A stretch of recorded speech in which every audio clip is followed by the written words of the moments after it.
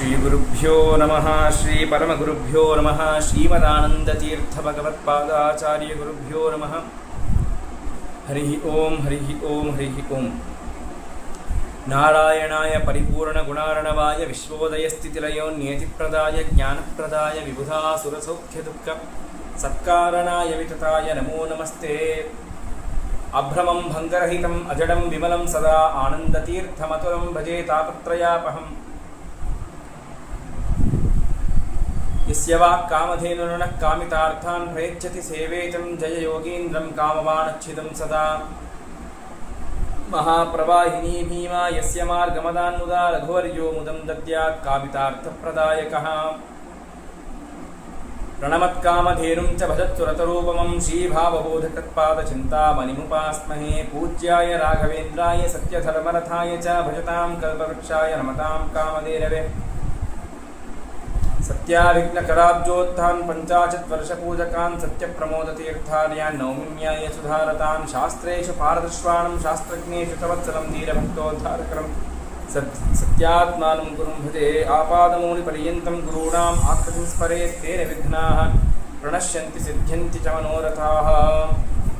ವಿದ್ಯಾಪೀಠವಿದಾತಾರಂ ವಿದ್ಯಾವಾರಿಧಿಚಂದಿರಂ ವಿದ್ಯಾರ್ಥಿವತ್ಸಲಂ ವಂದೇ ಮಹಾಮಹಿಮಸದ್ಗುರುಂ. ಅಸ್ಮದ್ಗುರುಭ್ಯೋ ನಮಃ ಶ್ರೀಗುರುಭ್ಯೋ ನಮಃ. ಹರಿ ಓಂ ಹರಿ ಓಂ ಹರಿ ಓಂ.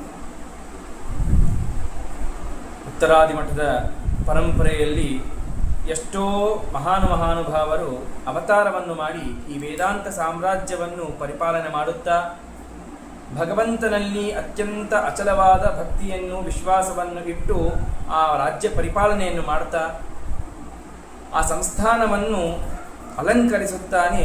ಎಷ್ಟೋ ಸದ್ಭಕ್ತರಿಗೆ ಭಗವಂತನಲ್ಲಿ ಭಕ್ತಿ ವಿಶ್ವಾಸ, ಗುರುಗಳಲ್ಲಿ ಭಕ್ತಿ ವಿಶ್ವಾಸವನ್ನು ತುಂಬುತ್ತಾ ಎಷ್ಟೋ ಜನರಿಗೆ ಅನುಗ್ರಹವನ್ನು ಮಾಡ್ತಾ ಸರ್ವಮೂಲ ಗ್ರಂಥಗಳ ವೇದವ್ಯಾಸ ದೇವರಿಗೆ ಅಭಿಮತವಾಗಿರುವಂತಹ ಮಾಧ್ವ ಸಿದ್ಧಾಂತದ ಒಂದು ಪ್ರಚಾರವನ್ನು ಮಾಡ್ತಾ ಎಷ್ಟೋ ಬಾರಿ ಪಾಠವನ್ನು ಹೇಳುತ್ತಾ ಮಹಾಭಾರತ, ಭಾಗವತ, ರಾಮಾಯಣಾದಿ ಅನೇಕ ಉಪನ್ಯಾಸಗಳನ್ನು ಮಾಡಿ ಸದ್ಭಕ್ತರಲ್ಲಿ ಇರುವಂತಹ ಕೆಟ್ಟದಾಗಿರುವಂತಹ ವಿಚಾರಗಳನ್ನು ಕಳೆದು ಶುದ್ಧವಾಗಿರುವಂತಹ ಜ್ಞಾನವನ್ನು ತುಂಬುವಂತಹ ಮಹಾನುಭಾವರು ಅವತಾರ ಮಾಡಿದ್ದಾರೆ. ಇಂತಹ ಪರಂಪರೆಗಳಲ್ಲಿಯೇ ಶ್ರೀಮದಾಚಾರ್ಯರ ಅನಂತರ 13ನೆಯ ಸ್ಥಾನದಲ್ಲಿ ಇನ್ನೊಬ್ಬ ಮಹಾನುಭಾವರ ಅವತಾರವನ್ನು ಮಾಡಿ ಈ ವೇದಾಂತ ಸಾಮ್ರಾಜ್ಯ ಪರಿಪಾಲನೆಯನ್ನು ಮಾಡಿದ್ದಾರೆ. ದೊಡ್ಡದಾಗಿರುವಂತಹ ಸೇವೆಯನ್ನು. ಯಾರು ಅಂತಂದರೆ ಇವತ್ತಿನ ಕಥಾನಾಯಕರಾಗಿರುವಂತಹ ಶ್ರೀ ಶ್ರೀ ಶ್ರೀ 1008 ಶ್ರೀ ರಘುವರ್ಯ ತೀರ್ಥ ಶ್ರೀಪಾದಂಗಳವರು. ಈ ರಘುವರ್ಯ ತೀರ್ಥ ಶ್ರೀಪಾದಂಗಳವರು ರಘುನಾಥ ತೀರ್ಥರ ಅಚ್ಚುಮೆಚ್ಚಿನ ಶಿಷ್ಯರು. ರಘುನಾಥ ತೀರ್ಥರಿಂದ ಆಶ್ರಮವನ್ನು ಪಡೆದಿರುವಂತಹ ಅವರು ರಘುತ್ತಮ ತೀರ್ಥರಿಗೆ ಗುರುಗಳು ಆಶ್ರಮವನ್ನು ಕೊಟ್ಟಿರುವಂತಹ ಅವರು ಆಗಿದ್ದಾರೆ. ಇವರು 1462ನೇ ಇಸ್ವಿ ಇಂದ ಮೊದಲು ಮಾಡಿಕೊಂಡು 1535ನೇ ಇಸ್ವಿಯ ಪರ್ಯಂತ ಅವತಾರ ಮಾಡಿರುವಂತಹ ಕಾಲ. ಇಷ್ಟು ದಿನ ಅವರು ಜೀವಂತರಾಗಿ ಇದ್ದಿರುವಂತಹದ್ದು, ಅವತಾರ ಕಾರ್ಯವನ್ನು ಮಾಡ್ತಾ ಇರುವಂತಹ ಕಾಲ.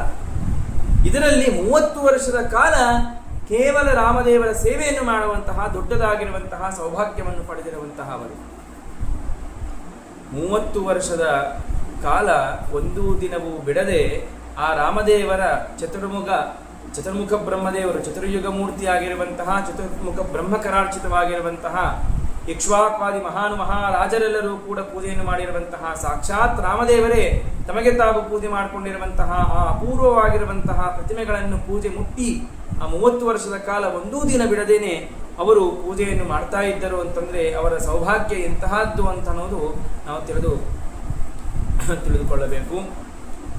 ಇಂತಹ ರಘುವರ್ಯ ತೀರ್ಥರು ಸುಮಾರು 7 ಬಾರಿ ಸರ್ವಮೂಲ ಪಾಠವನ್ನು, ಸಮಗ್ರ ಶ್ರೀಮನ್ ನ್ಯಾಯಸುಧಾ ಪಾಠವನ್ನು ಹೇಳಿ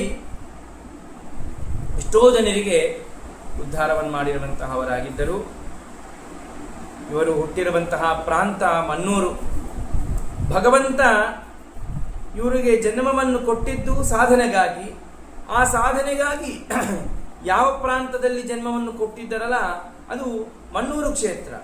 ಅದಕ್ಕಾಗಿ ಭಗವಂತನ ಅನುಗ್ರಹದಿಂದಾಗಿ ಮನ್ನೂರಿನ ಕ್ಷೇತ್ರದಲ್ಲಿ ಮಾಧವ ತೀರ್ಥರ ಬೃಂದಾವನ ಇರುವಂತಹ ಒಂದು ಅಪೂರ್ವವಾಗಿರುವಂತಹ ಒಂದು ವಿಶಿಷ್ಟವಾಗಿರುವಂತಹ ಕ್ಷೇತ್ರದಲ್ಲಿ ಜನ್ಮವನ್ನು ಕೊಟ್ಟಿದ್ದಕ್ಕಾಗಿಯೋ ಏನೋ ಮಣ್ಣೂರಂದರೆ ಅತ್ಯಂತ ಪ್ರಿಯವಾಗಿರುವಂತಹ ಗ್ರಾಮ ಅಂತ ಇತ್ತು ಇವರಿಗೆ. ಈ ಗ್ರಾಮದಲ್ಲಿ ಚಾತುರ್ಮಾಸ್ಯವನ್ನು ಮಾಡಬೇಕು ಅಂತ ಹೇಳಿ ಅಪೇಕ್ಷೆ. ಚಾತುರ್ಮಾಸ್ಯದ ಪೂರ್ವದಲ್ಲಿ ಇವರ ಪಾಂಡಿತ್ಯವನ್ನು, ಇವರ ಭಕ್ತಿಯನ್ನು, ಶ್ರೀಮಠದಲ್ಲಿ ಇರುವಂತಹ ಭಕ್ತಿಯಿಂದಾಗಿ ಎಷ್ಟೋ ಸದ್ಭಕ್ತರು ಎಷ್ಟೋ ರಜತ ದಾನ, ವಜ್ರದಾನ, ಬಂಗಾರದ ದಾನವನ್ನೆಲ್ಲವನ್ನು ಕೂಡ ಮಾಡಿ ರಾಮದೇವರಿಗೆ ಸಮರ್ಪಣೆ ಮಾಡಿದ್ದುಂಟು. ಇಂತಹ ಸುದ್ದಿ ಎಲ್ಲ ಕಡೆಗೆ ಹರಡಿಬಿಟ್ಟಿತ್ತು. ಈಗ ಹಣದ ಮೇಲೆ ಆಶೆ ಇಲ್ಲದೇ ಇರುವಂತಹ ಒಬ್ಬರು ಇಲ್ಲೇ ಇಲ್ಲ. ಆಗಿನ ಕಾಲದಲ್ಲಿ ರಾಜರಿಗೆ ಆಕ್ರಮಣ ಮಾಡುವುದಂತಹ ಬುದ್ಧಿ ಕೆಲವ ರಾಜರಿಗೆ. ಹಾಗೆ ಪಕ್ಕದ ಮಣ್ಣೂರಿನ ಪಕ್ಕದಲ್ಲಿ ಪಾಷಾಣಪುರ ಅಂತ ಹೇಳಿ ಒಂದು ರಾಜ್ಯ. ಆ ರಾಜ್ಯದ ರಾಜ ಮಾಂಡಲೀಕ ರಾಜ ಅಂತ ಹೇಳಿ. ಆ ರಾಜನಿಗೆ ದುರ್ಬುದ್ಧಿ ಏನಿತ್ತು ಅಂತಂದ್ರೆ, ಹೇಗೋ ಮಾಡಿ ಈ ಯಾರೋ ಪೀಠಾಧಿಪತಿಗಳು, ಸನ್ಯಾಸಿಗಳು, ಅವರು ಹತ್ರಿ ಅನೇಕ ಹಣ ಇದೆ, ಸಂಪತ್ತಿದೆ, ವಜ್ರ ವೈಡೂರ್ಯಗಳೆಲ್ಲ ಇವೆ, ಅದನ್ನು ಅಪಹರಣ ಮಾಡಿಕೊಂಡು ನಮ್ಮ ರಾಜ್ಯಕ್ಕೆ ತರಬೇಕು ಅಂತ ಹೇಳಿ ಇಚ್ಛಿಸಿ ತನ್ನ ರಾಜಭಟರಿಗೆ ಎಲ್ಲರಿಗೂ ಕೂಡ ಹೇಳಿ ಕಳಿಸಿದ್ದಾನೆ.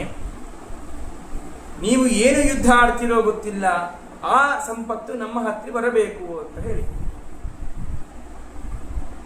ಸನ್ಯಾಸಿಗಳ ಹತ್ರ ಏನಿರುತ್ತೆ, ಈಗಿನ ಕಾಲದಲ್ಲಿ ಗನ್ ಮ್ಯಾನ್ ಅಂತ ಹೇಳಿ ಒಬ್ಬ ಸೆಕ್ಯೂರಿಟಿ ಗಾರ್ಡ್ ಅನ್ನು ಇಟ್ಟುಕೊಂಡು ತಿರುಗುವಂತಹ ಒಂದು ಕಾಲ ಉಂಟು. ಆದರೆ ಅಲ್ಲಿ ಎಲ್ಲಿ ಗನ್ ಮ್ಯಾನು, ಯಾವೊಂದು ಸೆಕ್ಯೂರಿಟಿ ಇಲ್ಲ. ಅಗ್ರತೋ ನಾರಸಿಂಹಶ್ಚ ಪೃಷ್ಠತೋ ಗೋಪಿನಂದನ ವಯೋ ಪಾರ್ಶ್ವಯೋರಾಸ್ತಾಂ ಶರೋ ರಾಮಲಕ್ಷ್ಮಣವು. ಇದೇ ಮಂತ್ರ, ಇದೇ ದೊಡ್ಡ ಮಂತ್ರ. ನರಸಿಂಹದೇವರೇ 4 ದಿಕ್ಕಲ್ಲ, 8 ದಿಕ್ಕಲ್ಲ, 10 ದಿಕ್ಕುಗಳಲ್ಲಿ ಇದ್ದು ರಕ್ಷಣೆ ಮಾಡ್ತಾ ಇದ್ದರು. ಇದು ಅವರ ಭಕ್ತಿ ಹೇಗೆ ಇತ್ತು ಅಂತಂದರೆ, ಇವರಿಗೆ ಸುದ್ದಿ ಗೊತ್ತಾಯಿತು, ಆ ರಾಜರ ಭಟರು ಆಕ್ರಮಣ ಮಾಡಲಿಕ್ಕೆ ಬರ್ತಾ ಇದ್ದಾರೆ ಅಂತ. ಏನು ಮಾಡಬೇಕು? 28 ಮೂರ್ತಿಗಳನ್ನು ರಕ್ಷಣೆ ಮಾಡುವಂತಹ ದೊಡ್ಡ ಜವಾಬ್ದಾರಿಯನ್ನು ನಮಗೆ ಗುರುಗಳು ಕೊಟ್ಟಿದ್ದಾರೆ. ಗುರುಗಳ ವಿಶ್ವಾಸವನ್ನು ಕಳೆಯೋದು ನಮಗೆ ಇಷ್ಟ ಇಲ್ಲ. ಇಂತಹ ಅಪೂರ್ವವಾಗಿರುವಂತಹ ಪ್ರತಿಮೆಗಳನ್ನು ಇನ್ನೊಬ್ಬರು ಮುಟ್ಟುವುದಂತೂ ಅಸಾಧ್ಯ. ನನ್ನ ಕುತ್ತಿಗೆಯಲ್ಲಿ ಪ್ರಾಣ ಇರುವವರಿಗೆ ಈ ಒಂದು ಮಂಟಪವನ್ನಾಗಲಿ, ಈ ಒಂದು ಶ್ರೀಮಠದ ಒಂದು ಸಂಪತ್ತನ್ನಾಗಲಿ, ವಿಶೇಷವಾಗಿ ಮೂಲರಾಮದೇವರ ಪೆಟ್ಟಿಗೆಯನ್ನಾಗಲಿ ಸ್ಪರ್ಶ ಮಾಡಲಿಕ್ಕೆ ಮತ್ತೊಬ್ಬರಿಗೆ ಅರ್ಹತೆ ಇಲ್ಲ. ಏನಾದರೂ ಆಯಿತು, ಇಲ್ಲಿಂದ ಈ ಗ್ರಾಮದಿಂದ ನಾವು ಈಗಿಂದೀಗೆ ಬಿಡಬೇಕು ಅಂತ ಅನ್ನೋ ಕಾಲಕ್ಕೆ ಅದೇ ಟೈಮಲ್ಲಿ ಚಾತುರ್ಮಾಸ್ಯದ ಸಮೀಪದಲ್ಲಿ ಇದ್ದಾಗನೇ ಮಳೆಗಾಲ ಸ್ಟಾರ್ಟ್ ಆಗತ್ತೆ. ಸಾಮಾನ್ಯವಾಗಿ ಮಳೆಯ ಒಂದು ಜೋರಾದ ಮಳೆಯಿಂದಾಗಿ ಭೀಮಾ ನದಿ ತೀರ, ಆ ಭೀಮಾ ನದಿ ಉಕ್ಕಿ ಹರಿತಾ ಇತ್ತು. ಪ್ರಚಂಡವಾಗಿರುವಂತಹ ಪ್ರವಾಹ. ಆ ಪ್ರವಾಹದಲ್ಲಿ ಎಷ್ಟೋ ಮಣಿಗಳು ಎಲ್ಲ ಹೊಡ್ಕೊಂಡು ಹೋಗ್ತಾ ಇರ್ತವ. ಅಂತಹ ಪ್ರಚಂಡವಾದ ಪ್ರವಾಹದಲ್ಲಿ ಹೇಗಾದರೂ ಊರು ದಾಟಬೇಕು ನಾವು. ಈ ಕಡೆಯಿಂದ ರಾಜ ತನ್ನ ಭಟರನ್ನು ಕಳಿಸಿದ್ದಾನೆ, ಅವರು ಬರ್ತಾ ಇದ್ದಾರೆ ಸಮೀಪಕ್ಕೆ. ಇಲ್ಲಿ ನಾವು ಹೋಗಬೇಕಂತಂದ್ರೆ ನದಿ, ಏನು ಮಾಡಬೇಕು ಗೊತ್ತಿಲ್ಲ. ನದಿ ಅಭಿಮಾನಿ ದೇವತೆ ಗೊತ್ತಿಲ್ಲವೇ? ರಾಮದೇವರು ಬರ್ತಾ ಇದ್ದಾರೆ ಅಂತಂದ್ರೆ ಹಾದಿ ಮಾಡಿಕೊಳ್ಳಿಕ್ಕೇ ಬೇಕು. ಆ ವಿಶ್ವಾಸ ಇದ್ದೇ ಇರುತ್ತೆ ಗುರುಗಳಿಗೆ ರಾಮದೇವರ ಮೇಲೆ. ಆ ರಾಮದೇವರ ಮೇಲೆ ಭಗವಂತ ನಿನ್ನ ಮೇಲೆ ವಿಶ್ವಾಸವನ್ನಿಟ್ಟು ನಾನು ಈ ನದಿಯಲ್ಲಿ ಪ್ರವೇಶ ಮಾಡ್ತಾ ಇದ್ದೀನಿ, ಈ ನದಿ ದಾಟುವಂತೆ ಮಾಡುವಂತಹ ಕರ್ತವ್ಯ ನಿನ್ನದು ಅಂತ ಹೇಳಿ ಭಗವಂತನಲ್ಲಿ ಪ್ರಾರ್ಥನೆಯನ್ನು ಮಾಡಿ ಆ ನದಿಯಲ್ಲಿ ಕಾಲು ಇಟ್ಟಿರುವ ಇಟ್ಟಿದ ಕ್ಷಣದಲ್ಲಿ ನದಿಯೆಲ್ಲ ನೀರೆಲ್ಲ ಕಡಿಮೆ ಆಗಿಬಿಟ್ಟು ಇವರು ಇರುವಂತಹ ಸ್ಥಳದಲ್ಲಿ ಮಾತ್ರ, ಇವರು ಯಾವ ಪ್ರದೇಶದಲ್ಲಿ ನಡೀತಾ ಇದ್ದರೋ ಆ ಪ್ರದೇಶ, ಇವರ ಶಿಷ್ಯರು, ಇವರ ಪರಿವಾರ ಯಾವ ಪ್ರದೇಶದಲ್ಲಿ ನಡೀತಾ ಇದ್ದರೋ ಅದೇ ಪ್ರದೇಶದಲ್ಲಿ ನದಿಯ ಒಂದು ಪ್ರವಾಹ ಕಡಿಮೆಯಾಗಿ, ನೀರು ಕಡಿಮೆಯಾಗಿ ಒಂದು ಮಾರ್ಗ ತಯಾರಾಯಿತು. ಇವರನ್ನು ನೋಡಿ ಇಂದ ರಾಜಭಟರು, ಅಮ್ಮ ನಮಗೂ ನದಿಯಲ್ಲಿ ಹೋಗಿ ಅವರನ್ನು ಹಿಡ್ಕೊಳ್ಬಹುದು ಅಂತ ತಿಳ್ಕೊಂಡಿರು ಅವರು ಹೋಗ್ತಾ ಇದ್ದಾರೆ. ಆದರೆ ಕೊನೆಯಾದ ಶಿಷ್ಯ ಯಾರಿದ್ದರೋ ಆ ಶಿಷ್ಯ ಆದ ನಂತರ ಮತ್ತೆ ನೀರಿನ ಪ್ರವಾಹ ಮೊದಲಿನಂತೆ ಬಹಳ ವೇಗದಿಂದ ಇತ್ತು. ಆ ಕೊನೆಯ ಶಿಷ್ಯ, ಮೊದಲನೇನವರು ರಘುವರಿಯರು, ಅವರ ಅನಂತರ ಪ್ರವಾಹ ಇತ್ತು. ಅವರು ಮುಂದೆ ಹೋಗ್ತಾ ಹೋಗ್ತಾ ಪ್ರವಾಹ ಕಡಿಮೆ ಆಗ್ತಾ ಇತ್ತು. ಹಿಂದೆ ಬರುವಂತಹ ಕೊನೆಯ ಶಿಷ್ಯರು ಅವರು ಮುಂದೆ ಬರ್ತಾ ಬರ್ತಾ ಅವರ ಹಿಂದೆ ಮತ್ತೆ ಪ್ರವಾಹ ಸ್ಟಾರ್ಟ್ ಆಗ್ತಾ ಇತ್ತು. ಹಿಂಗ ನಡೀತಾ ಇರುವಂತಹ ಸಂದರ್ಭದಲ್ಲಿ ಹಿಂದೆ ಬರುವಂತಹ ರಾಜಭಟರೆಲ್ಲರೂ ಕೂಡ ಆ ಪ್ರವಾಹದಲ್ಲಿ ಕೊಚ್ಚಿಕೊಂಡು ಹೋಗಿದ್ದಾರೆ.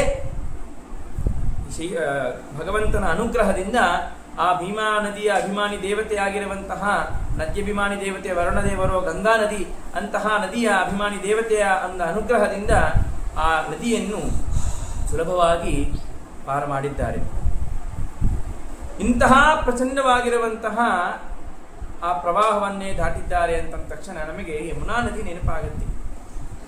ಯಮುನಾ ನದಿಯು ಇದೇ ರೀತಿಯಾಗಿ ಪ್ರವಾಹ ಇರುವಾಗ ನಂದಗೋಪ ತಾನು ಆ ಕೃಷ್ಣನನ್ನು ಹುಟ್ಟೆಯಲ್ಲಿ ತನ್ನ ಶಿರಸ್ಸಿನ ಮೇಲೆ ಧಾರಣವನ್ನು ಮಾಡಿ ಬರ್ತಾ ಇರುವ ಕಾಲಕ್ಕ ಯಮುನಾ ನದಿಯು ಕೂಡ ಇದೇ ರೀತಿಯಾಗಿ ಮಾರ್ಗವನ್ನು ಕೊಟ್ಟಿತು. ಅದೇ ಕೃಷ್ಣನೇ ರಾಮ ಕೃಷ್ಣ ಬೇರೆ ಅಲ್ಲ. ಅದೇ ರಾಮನೇ ಮತ್ತೆ ಬಂದಾಗ ನದಿ ಹೇಗೆ ದಾರಿಯನ್ನು ಮಾಡಿಕೊಡುವುದಿಲ್ಲ, ಮಾಡಿಕೊಟ್ಟೇ ಕೊಡುತ್ತದೆ. ಇದನ್ನು ಕೇಳಿ ಆ ರಾಜನಿಗೆ ಆಶ್ಚರ್ಯವಾಯಿತು. ಇದೆಂತಹದ್ದು ಮಹಿಮೆ ಇದು ಅಂತಂದು ತಾನು ಮಾಡಿರುವಂತಹ ಅಪರಾಧವನ್ನು ತಾನು ನೆನೆಸಿಕೊಂಡು ತಾನು ಆಗಿಂದಾಗಲೇ ಬಂದು ಕೂಡಲೇ ಈ ರಘುವರಿ ತೀರ್ಥರ ಶರಣು ಹೊಂದಿ ಪಾದಗಳ ಮೇಲೆ ಬಿದ್ದು, ನಾನು ಮಾಡಿರುವಂತಹದ್ದು ಅಪರಾಧ, ನೀವು ಹೇಗೋ ಮಾಡಿ ನಾನು ಪ್ರಾಯಶ್ಚಿತ್ತವನ್ನು ಮಾಡಿಕೊಳ್ತೀನಿ, ನಾನು ಸಂಪತ್ತನ್ನು ಕೊಡ್ತೀನಿ ಅಂತ ಹೇಳಿ ತಾನು ಎಷ್ಟೋ ಸಂಪತ್ತುಗಳನ್ನು ಕೊಟ್ಟು ಮನ್ನೂರು ಗ್ರಾಮದಲ್ಲಿಯೇ ಮತ್ತೆ ಚಾತುರ್ಮಾಸ್ಯವನ್ನು ಮಾಡಿ ಆ ದರ್ಶನ ಮೂಲರಾಮದೇವರ ದರ್ಶನವನ್ನು ಮಾಡಿಕೊಂಡು ಅವನು ಧನ್ಯನಾದ ಅಂತ ಈ ರೀತಿಯಾಗಿ ಕಥೆಯನ್ನು ಕೇಳುತ್ತೀವಿ. ಇಂತಹ ಅದ್ಭುತವಾಗಿರುವಂತಹ ಮಹಿಮೆಯನ್ನು ಕೇಳುತ್ತೀವಿ. ಇನ್ನೊಂದು ಆಶ್ಚರ್ಯ ಅದ್ಭುತ ಏನು ಅಂತಂದರೆ, ಅವರಿಗೆ ಉತ್ತರಾಧಿಕಾರಿಗಳಿಗೆ ಯಾರನ್ನು ಸ್ವೀಕಾರ ಮಾಡಬೇಕು, ಯಾರಿಗೆ ಆಶ್ರಮ ಕೊಡಬೇಕು ಅಂತ ಹೇಳಿ ಚಿಂತೆ. ಯಾಕೆ ಅಂತಂದರೆ ಹೀಗೆ ಕಾಲ ನೋಡಿದರೆ ಎಷ್ಟೋ ಕೆಟ್ಟು ಹೋಗ್ಬಿಟ್ಟಿದೆ. ಈ ಕೆಟ್ಟು ಹೋಗಿರುವಂತಹ ಕಾಲದಲ್ಲಿ ಯಾರಿಗೆ ಹೆಂಗೆ ಯಾವ ದೃಷ್ಟಿಯಿಂದಾಗಿ ನಮ್ಮ ಮಠದ ಮೇಲೆ ನೋಡ್ತಾರೋ, ಯಾರು ಆಕ್ರಮಣ ಮಾಡಲಿಕ್ಕೆ ಬರ್ತಾರೋ ಗೊತ್ತಿಲ್ಲ. ಅದನ್ನೆಲ್ಲವನ್ನು ಎದುರಿಸುವಂತಹ ಶಕ್ತಿ ಸಾಮರ್ಥ್ಯಗಳು, ಅಷ್ಟು ತಪಸ್ಸು, ಅಷ್ಟು ಭಗವಂತನಲ್ಲಿ ವಿಶ್ವಾಸ ಎಲ್ಲವೂ ಇರುವಂತಹ ಒಬ್ಬರಿಗೆ ಆಶ್ರಮವನ್ನು ಕೊಡಬೇಕು. ಸಾಮಾನ್ಯವಲ್ಲ ಇಂತಹ ದೊಡ್ಡದಾಗಿರುವಂತಹ ವೇದಾಂತ ಸಾಮ್ರಾಜ್ಯವನ್ನು ಒಪ್ಪಿಸುವುದು ಅಂತ ಹೇಳಿ ತಿಳಿದು ತಾವು ಯಾರಿಗೆ ಆಶ್ರಮ ಕೊಡಬೇಕು ಅಂತ ಹೇಳಿ ವಿಚಾರವನ್ನು ಮಾಡ್ತಾ ಇರುವಂತಹ ಸಂದರ್ಭದಲ್ಲಿ ಭಗವಂತ ಸ್ವಪ್ನದಲ್ಲಿ ಒಂದು ಆದೇಶ ಮಾಡಿರುವುದರಿಂದಾಗಿ ಚಿಕ್ಕ ಬಾಲಕನಿಗೆ ರಘುತ್ತಮ ತೀರ್ಥರಿಗೆ ಆಶ್ರಮವನ್ನು ಕೊಟ್ಟರು. ರಘುತ್ತಮ ತೀರ್ಥರಿಗೆ ಆಶ್ರಮವನ್ನು ಕೊಟ್ಟರು ಅಂತಂದರೆ ಯಾವಾಗೋ ಮೆಚ್ಯೂರ್ಡಾಗಿರುವಂತಹ ಒಂದು ದೊಡ್ಡದಾಗಿರುವಂತಹ ವಯಸ್ಸು, ದೇವರ ಬಗ್ಗೆ ಹೆಚ್ಚು ತಿಳ್ಕೊಂಡಿರುವಂತಹ ವಯಸ್ಸು, ಅಂತಹ ವಯಸ್ಸಲ್ಲ. ಕೇವಲ 8 ವರ್ಷಕ್ಕೇನೆ ಆಶ್ರಮವನ್ನು ಕೊಟ್ಟಿದ್ದಾರೆ. ರಘುವರಿಯ ತೀರ್ಥರು, ಈ ರಘುತ್ತಮ ತೀರ್ಥರು ಮುಂದೆ ಅವರೇ ಪೀಠಕ್ಕೆ ಬರೋರು ಅಂತ ಹೇಳಿ ತಿಳಿದು ಅವರು ಚಿಕ್ಕ ಕೂಸು, ಅವರು ಹುಟ್ಟಿದ ಕೂಡಲೇನೆ ಮಠದಿಂದ ಒಂದು ಬಂಗಾರದ ತಟ್ಟೆಯನ್ನು ಕಳಿಸಿ ಭೂಸ್ಪರ್ಶವಾಗದೆ ಸೀದಾ ನೇರವಾಗಿ ಈ ಬಂಗಾರದ ತಟ್ಟೆಯಲ್ಲೇ ಮಲಗಿಸಿಕೊಂಡು ಶ್ರೀಮಠಕ್ಕೆ ತಂದು ನಿತ್ಯದಲ್ಲಿಯೂ ಕೂಡ ಕೂರ್ಮಸಾಲಿ ಗ್ರಾಮಕ್ಕೆ ಅಭಿಷೇಕ ಮಾಡಿರುವಂತಹ ಹಾಲನ್ನೇ ಕೊಟ್ಟು ಬೆಳೆಸಿರುವಂತಹ ಅವರು ಪೂರ್ಣ ತಂದೆ ತಾಯಿಯ ಸಂಪೂರ್ಣ ಜವಾಬ್ದಾರಿ ಗುರುಗಳೇ ತಗೊಂಡಿದ್ದಾರೆ. ಇಂತಹ ಗುರುಗಳ ಸನ್ನಿಧಾನದಲ್ಲಿ ಬೆಳೆದು 5-6 ವರ್ಷಕ್ಕೆ ಉಪನಯನ ಆಗಿ 2 ವರ್ಷಕ್ಕೆ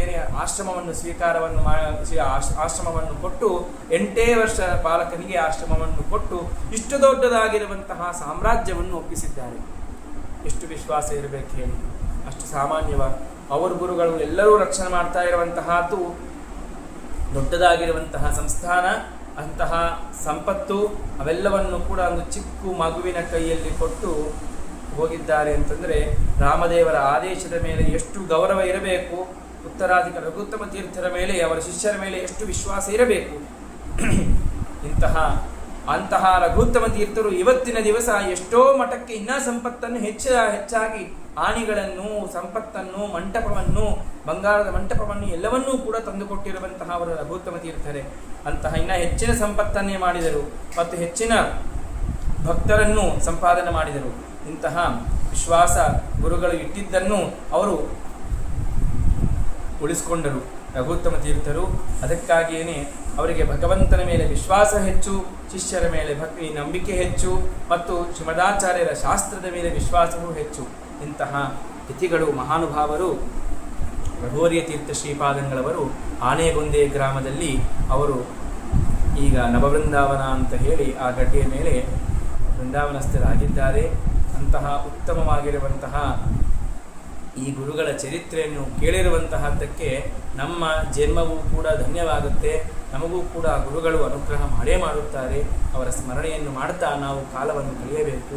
ಮಹಾಪ್ರವಾಹಿನಿ ಭೀಮಾಯಸ್ಯ ಮಾರ್ಗಮದಾನ್ಮುದ ರಘುವರ್ಯೋ ಮುದಂದತ್ಯಾತ್ ಕಾಮಿತಾರ್ಥ ಪ್ರದಾಯಕಃ. ಗುರುಮಧ್ವಾಂತರಗತ ಶ್ರೀಕೃಷ್ಣ.